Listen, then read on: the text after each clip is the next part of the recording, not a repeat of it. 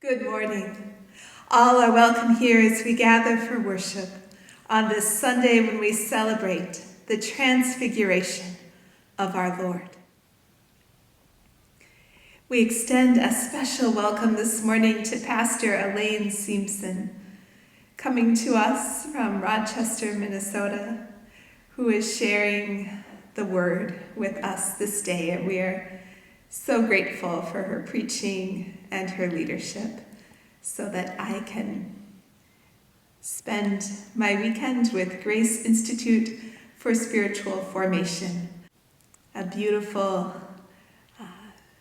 program of worship and reflection and learning that encourages its participants to stop and consider the struggles in life and the blessings in life and where God is at work in the midst of all these things. Grace Institute is all happening online for now, but it's still wonderful to be able to gather virtually, and I'm so grateful for the gift of time away to dedicate to that learning and reflection. So I thank you for the gift of this time away, and I welcome Pastor Elaine as she preaches for us this morning. Our service begins with a call to worship. We do not know what to say, for we are afraid. But a cloud overshadows us, and a voice comes to us. This is my Son, the Beloved. Listen to him. Lord, we listen today. The grace of our Lord Jesus Christ, the love of God, and the communion of the Holy Spirit be with you all. Let us pray. Almighty God, the resplendent light of your truth shines from the mountaintop into our hearts. Transfigure us by your beloved Son and illumine the world with your image. Through Jesus Christ, our Savior and Lord, who lives and reigns with you and the Holy Spirit, one God, now and forever. Amen. Psalm 50. The mighty one, God the Lord, has spoken, calling the earth from the rising of the sun to its setting. Out of Zion, perfect in its beauty, God shines forth in glory. Our God will come and will not keep silent, with a consuming flame before and round about a raging storm. God calls the heavens and the earth from above to witness the judgment of the people.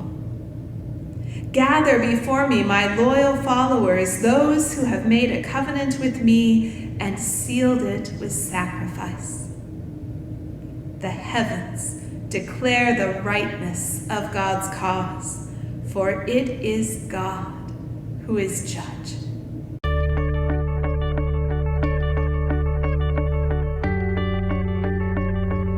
Hi friends, Psalm 50 is about God's glory and our awe. Awe, what would that experience be like? And when is the last time you experienced awe? The text says God is calling out to heaven and earth, to all the ends of the earth, and shows up, listen to this, with the perfection of beauty. Breathtaking. Our song is called The One is Shining Forth, and your part goes like this. The one is shining forth, shining forth. The one is shining forth. Ready? Let's try that together. The one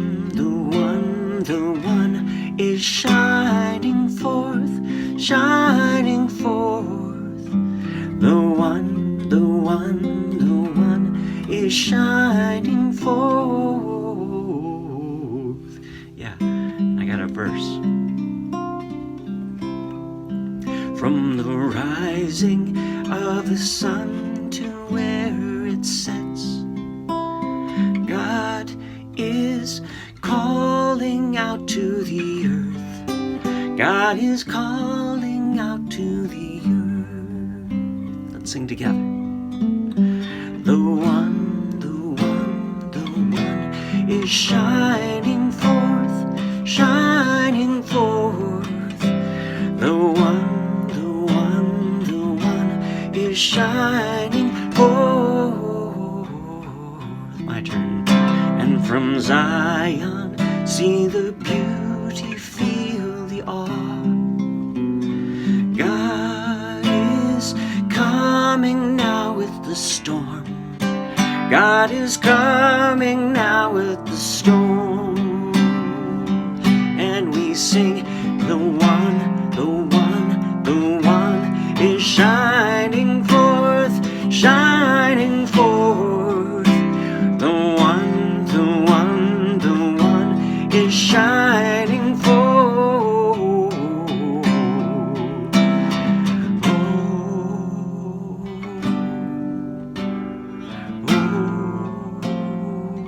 Just sing those O's with me.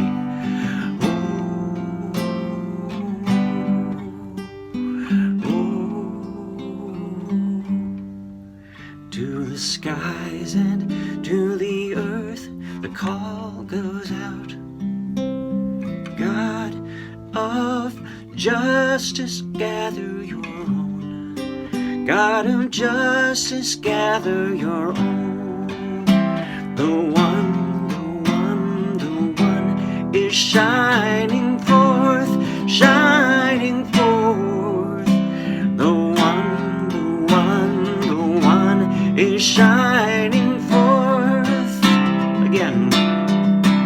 Oh, the one is shining forth, shining forth. The one is shining forth.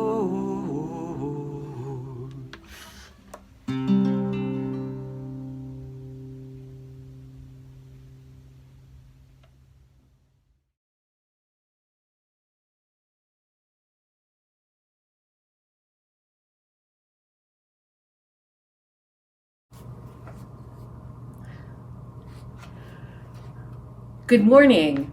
I am Pastor Elaine Siemsen, and I have the privilege of bringing to us this morning the reading of the Holy Gospel and the message for this Transfiguration Sunday.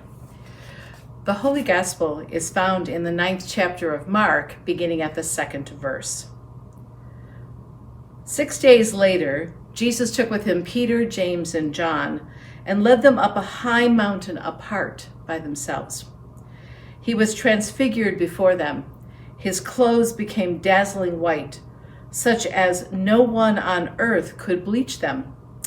And there appeared to them Elijah with Moses, who were talking to Jesus.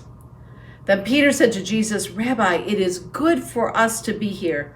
Let us make 3 dwellings, one for you, one for Moses, and one for Elijah." Peter did not know what to say, for they were terrified. Then a cloud overshadowed them, and from the cloud came a voice, "This is my Son, the beloved. Listen to him." Suddenly, when they looked around, they saw no one with them anymore, but only Jesus. As they were coming down the mountain, Jesus ordered them to tell no one about what they had seen until after the Son of Man had risen from the dead. The Gospel of the Lord. Praise to you, O Christ. Well, since most of us probably haven't ever met before, this might seem like a kind of strange invitation, but I was wondering if you would all agree to climb a mountain with me. I mean, that's not such an outrageous request, is it? Climb a mountain? Well, most of us would not easily climb mountains together. But today, Transfiguration Day, The scriptures are all about Jesus inviting us to climb a mountain with him, a mountain that will transform him, but also transform us. Now, when I first thought about inviting you to climb a mountain with me, I thought, well, we could go out to Pulpit Rock or even out to Trout Stream. There are some pretty steep hills that might seem like mountains to some of us, and Pulpit Rock can be a pretty good climb. But I tended to think first of the image of a meadow filled with flowers and the mountains majestically rising in the background and a youthful Julie Andrews twirling her way across the field. Climb every mountain, search high and low, follow every highway, every path you know, until you find your dream. Well, this year has not been that kind of mountain as we've climbed many of them. It seems that leaving our houses some days has been a mountain to climb. Being filled with negative feelings and trying to overcome them, or angry at friends or relatives who said outrageous things, or at least things that seemed outrageous to us, were mountains too high to climb. Or even just the boredom of staying home has been a mountain too high to climb. No, the mountain I'm inviting you to climb with me is not the mountain of Julie Andrews and Sound of Music. It's not a beautiful mountain filled with joy and dancing. But nor is it the mountain on the list of the 5 most difficult places to climb, according to National Geographic. I'm not inviting you to climb Everest or Kilimanjaro or Denali, or a couple of others whose names I can't even pronounce.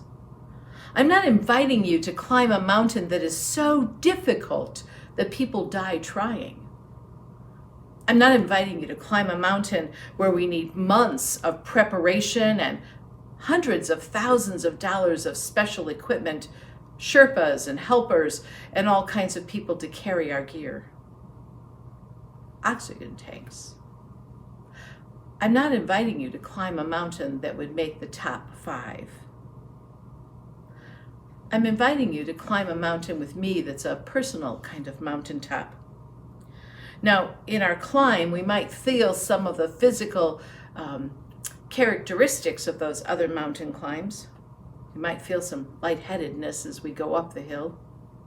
We might feel some nausea or churny stomach or disorientation. We might even find a Julie Andrews adrenaline kind of rush. But the mountain that Jesus invites us to climb this day for Transformation Sunday is the mountain that leads us to faith in him and a transformed life. Now, the invitation to climb a mountain is really not original to me. It's not something I made up. In fact, pastors probably all over the country today are inviting people to climb mountains with them. It's an invitation from Jesus.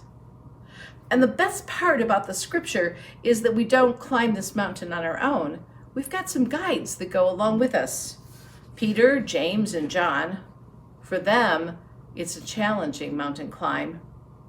It is a mountain climb of their faith, and it's the greatest turning point, the greatest change in their life. Now, as I thought about Peter, James, and John on their way up the mountain with Jesus, it seemed to me that there were some things they had to come to grips with. They had to come to understanding. As they climbed up the mountain, they climbed from the farthest distance in the country of Palestine, from below sea level at Galilee to about 1,400 feet up the hill. But they were physically moving away from being fishermen to being fishers of men, moving away from being afraid of religious leaders to becoming the leaders of a religion. Peter, James, and John, as they climbed the mountain, had to come to terms with the fact that they were changing. And when they came down that mountain, they would not be the same. Faith would have made them different. On their way up the mountain, Peter, James, and John had to learn how to tell the story of Jesus. And in fact, Jesus limits what they can tell. He tells them that they can't rely upon miracle stories, like he was dazzling white and we saw Elijah and Moses. They have to learn to tell the story of he heals the sick, he casts out the demon, he feeds the hungry, he welcomes the poor. On the way up the mountain, Peter, James, and John had to learn that they could no longer just be bystanders to the story. They now had to become tellers of the story. And on the way up the mountain, these three men had to learn to confess their part in the story.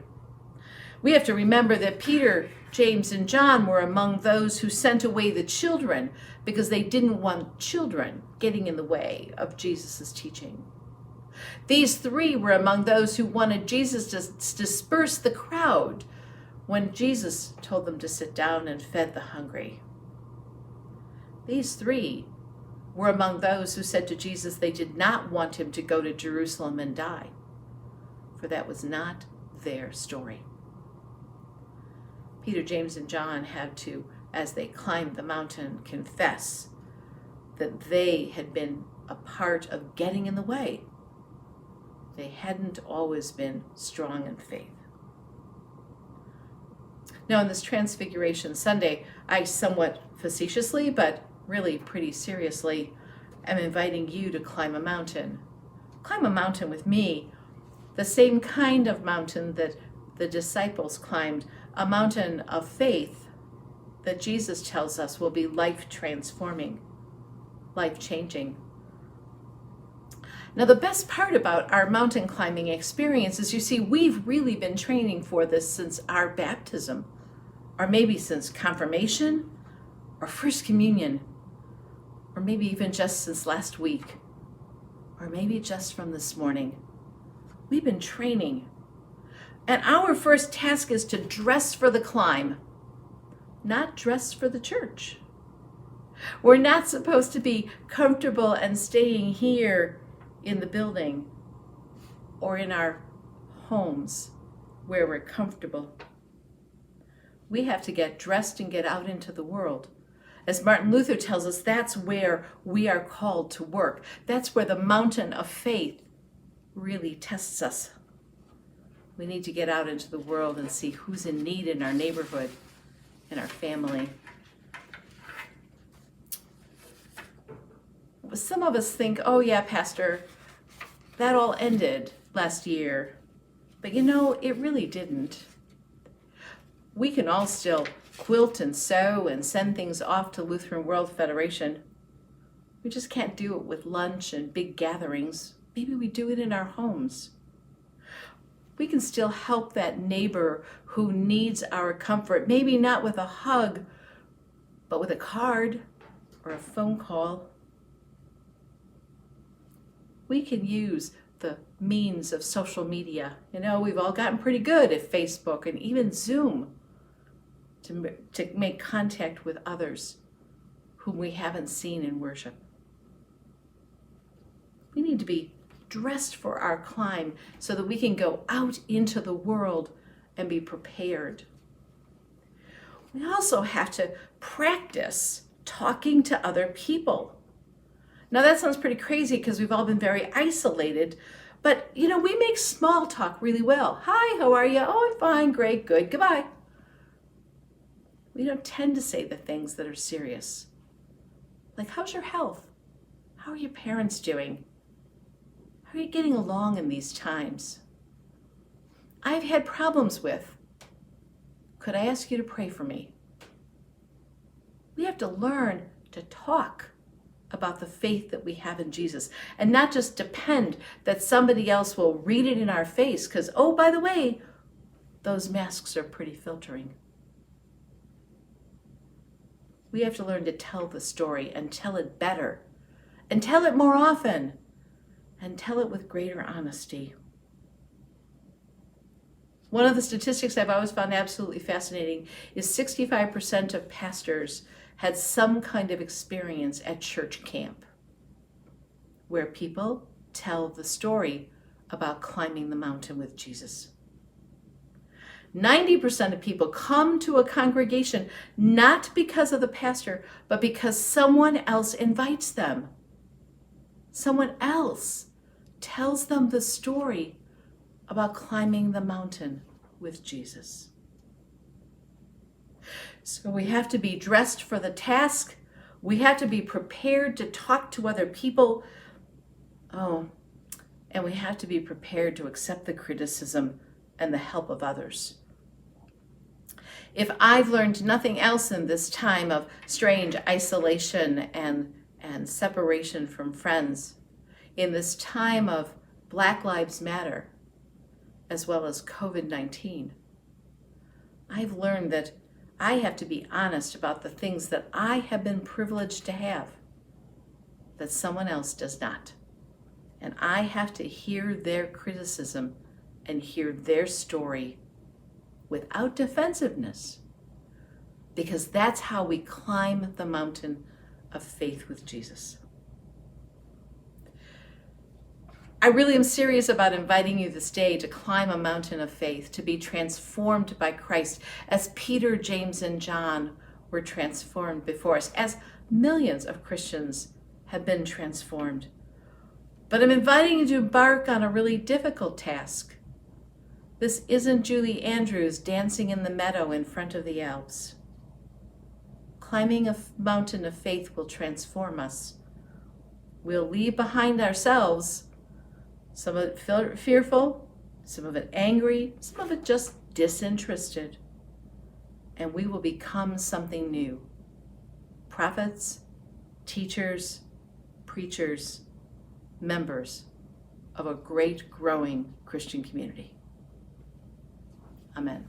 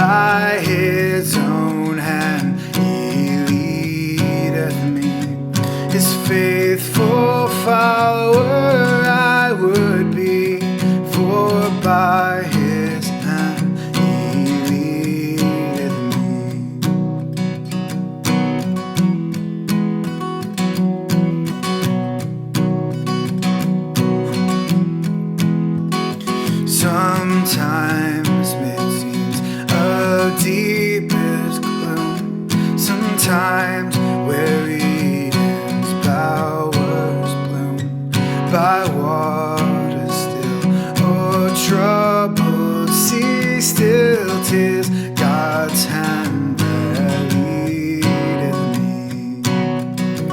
He leadeth me, He leadeth me, by His own hand He leadeth me.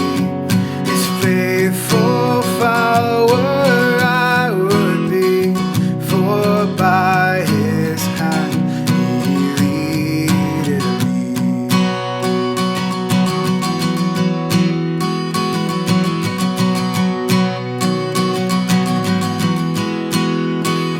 He leadeth me, He leadeth me, by His own hand He leadeth me. His faithful follower I would be, for by His hand He leadeth me.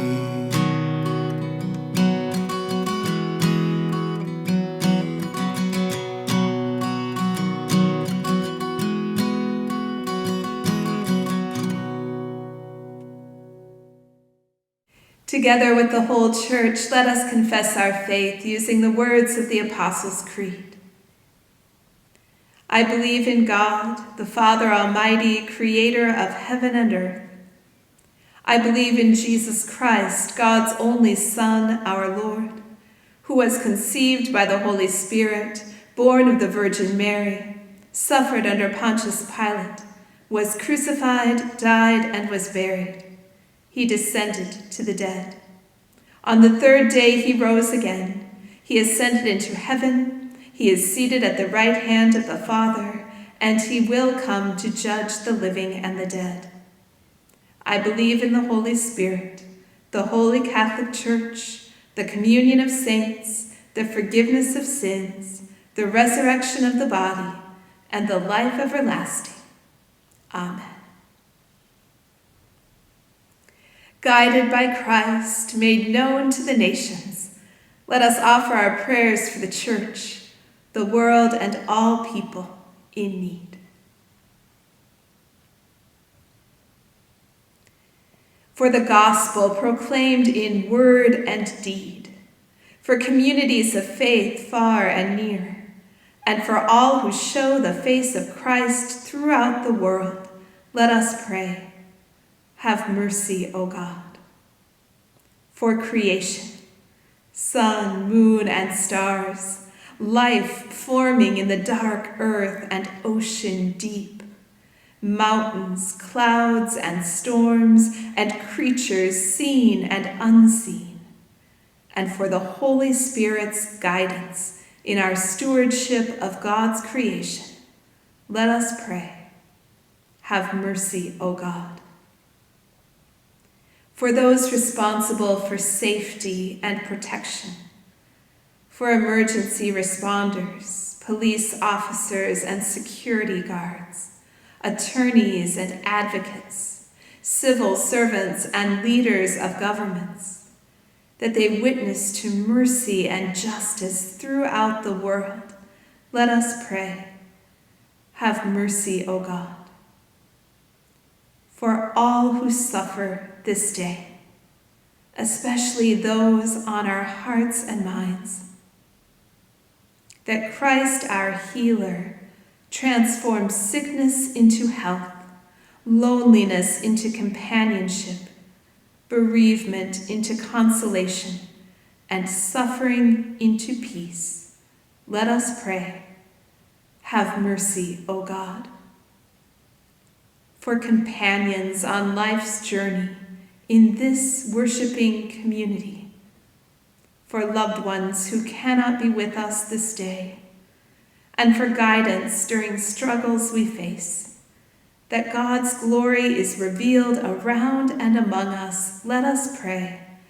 Have mercy, O God. In thanksgiving for the faithful departed who now rest from their earthly pilgrimage, that their lives of service and prayer inspire us in our living, let us pray. Have mercy, O God. Merciful God, hear the prayers of your people, spoken or silent, for the sake of the one who dwells among us, your Son, Jesus Christ, our Savior. Amen. The peace of Christ be with you always. At this time, when we would receive the offering, I thank you for your continued generous giving, your faithful stewarding of the gifts God has entrusted to you. Thank you for your generosity. At this time, I'd also like to share a few announcements about our life together as an online worshiping community. The season of Lent is coming soon. It begins with Ash Wednesday, this coming Wednesday, February 17th. We will have an online worship service premiering at 6:30 p.m. on Wednesday evening. We invite you to share in that worship time together. Beginning with that Ash Wednesday worship service and continuing each Wednesday through the season of Lent, we will offer that midweek worship service at 6:30. And the theme for our worship services comes from Julie Augustin's beautiful book, Finding Home. So if you would like to dig deeper into the worship themes or participate in an online book discussion that is yet to be scheduled, you can order a copy of Julie's book at whipandstock.com. And then beginning on Sunday, February 21st, we will offer Holy Communion as part of our Sunday morning online worship services. So I invite you to have ready bread and wine, crackers and juice. Anything works. God works through these ordinary elements to bring us strength and to unite us across the miles and gather us together as the body of Christ. So if you would like to share in communion on Sunday mornings, you can have those elements ready in your home. And if you would prefer to simply receive a blessing, I'll continue to offer that as well. Let us pray. O God, receive the gifts we offer as you receive us, like a mother receives her child with arms open wide. Nourish us anew in your tender care and empower us in faithful service to tend to others with this same love. Through Jesus Christ, our saving grace. Amen. Lord, remember us in your kingdom and teach us to pray. Our Father, who art in heaven, hallowed be thy name. Thy kingdom come, thy will be done, on earth as it is in heaven. Give us this day our daily bread, and forgive us our trespasses, as we forgive those who trespass against us. And lead us not into temptation, but deliver us from evil. For thine is the kingdom, and the power, and the glory, forever and ever. Amen. Go now, sure-footed in faith, with eyes wide open and waiting for God's glory to surprise you in unexpected ways. And the blessing of God, Father, Son, and Holy Spirit, mystery, sign, and hope, be with you and with those whose lives you touch, now and always. Amen. Go in peace, share the good news. Thanks be to God.